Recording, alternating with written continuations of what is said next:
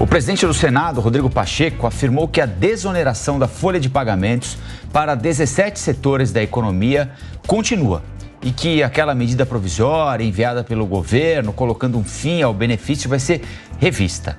A Janaína Camelo conta os detalhes. Logo cedo, o assunto foi pauta de reunião no Palácio do Planalto com o ministro da Fazenda, Fernando Haddad, que depois seguiu para discutir o tema com o presidente do Senado e do Congresso, Rodrigo Pacheco.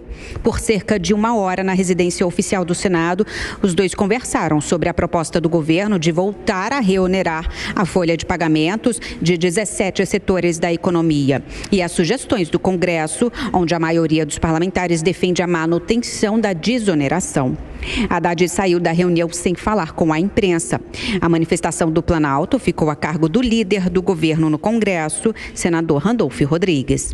A reunião foi muito produtiva, eu acho que nós estamos muito próximos de um encaminhamento, de uma resolução sobre o tema. O que eu posso adiantar a vocês é que o encaminhamento do governo vai ser muito pautado e baseado na relação de respeito que a gente tem tido com o presidente Rodrigo Pacheco. A decisão do governo de acabar com a desoneração consta em medida provisória enviada pelo governo no fim do ano passado, mesmo após o Congresso derrubar veto do presidente Lula a prorrogação do benefício.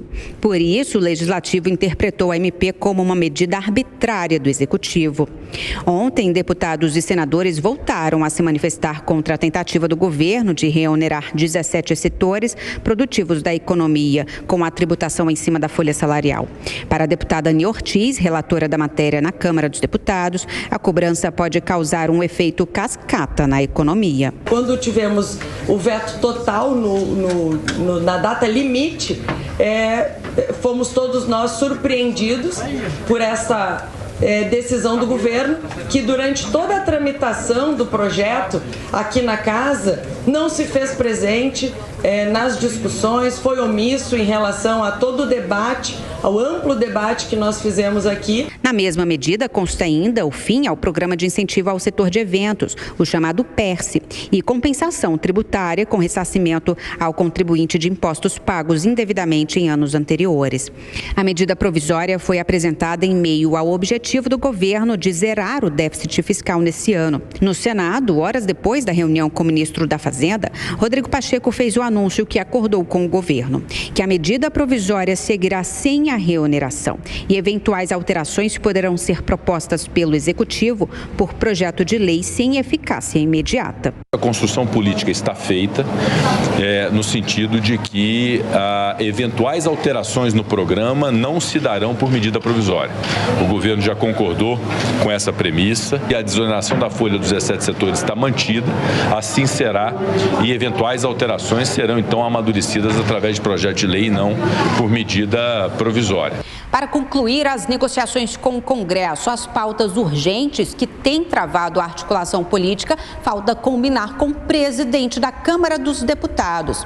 Arthur Lira confirmou que irá comparecer à reunião com o presidente Lula na noite desta quinta-feira, acompanhado dos líderes da Câmara. Na pauta, além de sugestões a alterações na desoneração pelo Executivo, está também o fim do PERSE, muito criticado por parte do Congresso, e também vetos do presidente Lula no orçamento deste ano, no que diz respeito ao pagamento de emendas parlamentares. O PERSE, que concede isenção tributária ao setor de eventos, foi criado na pandemia, num acordo de terminar assim que a renúncia fiscal atingisse 20 bilhões de reais.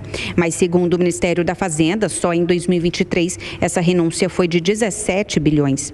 Ao deixar o Ministério da Fazenda nesta quarta-feira, Fernando Haddad disse que falou ao telefone com Arthur Lira e garantiu que nos próximos dias irá apresentar os números auditados pela Receita Federal que justifiquem a proposta do governo ao término do benefício e que convençam o Congresso a analisar a MP.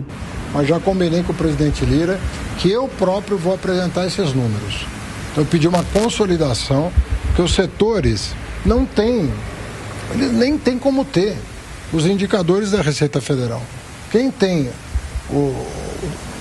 a estimativa do tamanho do problema é a Receita Federal, que é quem não recebeu o recurso. Então nós vamos com todo o respeito ao Congresso, a ansiedade dos parlamentares, que é natural, tem muitas pessoas envolvidas, muitos mas apresentar o que para nós é algo que não se sustenta. A Receita Federal também abriu investigação para apurar denúncia de fraude no PERSE, como o uso do programa para lavagem de dinheiro e supostos casos de empresas fora do ramo de eventos que conseguiram se cadastrar no programa.